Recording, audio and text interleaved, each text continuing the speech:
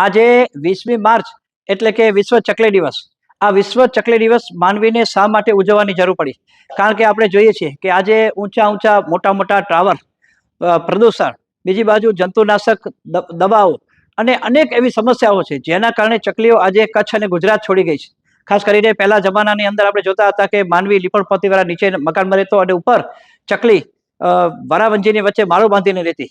આજે આપણે છતવાળા મકાનમાં રહેવા લાગ્યા. ચકલીની આપણે કોઈ વ્યવસ્થા કરી નહીં. પહેલાના જમાનામાં ઘરમાં મોટા ઘડિયાળ અને આપણા વડીલોના મોટા ફોટા લટકતા, એની પાછળ પણ ચકલી માળો બાંધતી. હવે માનવીએ પોતાની વ્યવસ્થા કરી લીધી, પણ આ ચકલીની વ્યવસ્થા નથી કરી. પરિણામે ચકલીઓ આજે કચ્છ ગુજરાત છોડી ગઈ છે.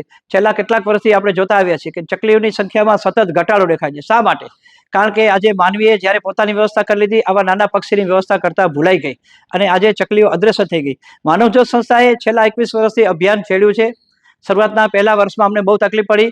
પહેલા વર્ષમાં અમે કુંભારી ભાઈઓ પાસેથી કુંડા અને ચકલીઘર બનાવ્યા. લગભગ આખા વર્ષમાં અમે 200 કુંડા અને 200 ચકલીઘર વિતરણ કર્યા.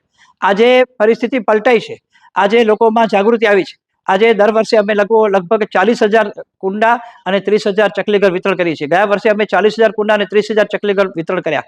અત્યારે અમે જોઈએ છીએ કે છેલ્લા 3-4 દિવસથી સતત આ ચકલીઘર કુંડાની માંગ, ડિમાન્ડ વધી રહી છે. એક બાજુ ગરમી વધી રહી છે, બીજી બાજુ તાપ પણ વધી રહ્યો છે. એની વચ્ચે જીવદયા પ્રેમીઓ અને જાગૃત નાગરિકો અમારી પાસે કુંડા અને ચકલીઘર લેવા આવે છે. કારણ કે જ્યારે તાપમાન વધ્યું છે અને ગરમી વધી છે ત્યારે કેટલાક પક્ષીઓને પાણી ન મળવાના કારણે તડફડીને મૃત્યુ પામે છે. આવા પક્ષીઓને બચાવવા માટે આપણે બધાએ સહિયારા પ્રયાસ કરવા જોઈએ. અત્યારે અમે લોકોએ એક ચકલીઘર રૂપકડું માટીનું બનાવ્યું છે. એ ચકલીઘર ચકલીઓ માટે સફળ ઘર બની ચૂક્યું છે.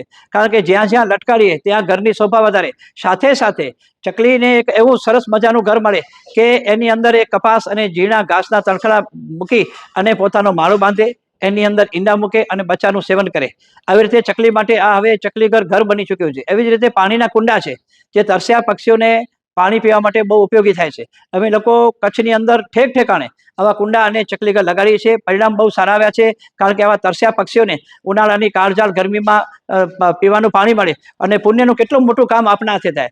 આજે નાના બાળકો પણ આ ચકલીઘર હાથમાં લઈ અને નીકળી પડે અને એમને પણ એમ થાય કે હું પણ જીવદયાનું કાર્ય કરું.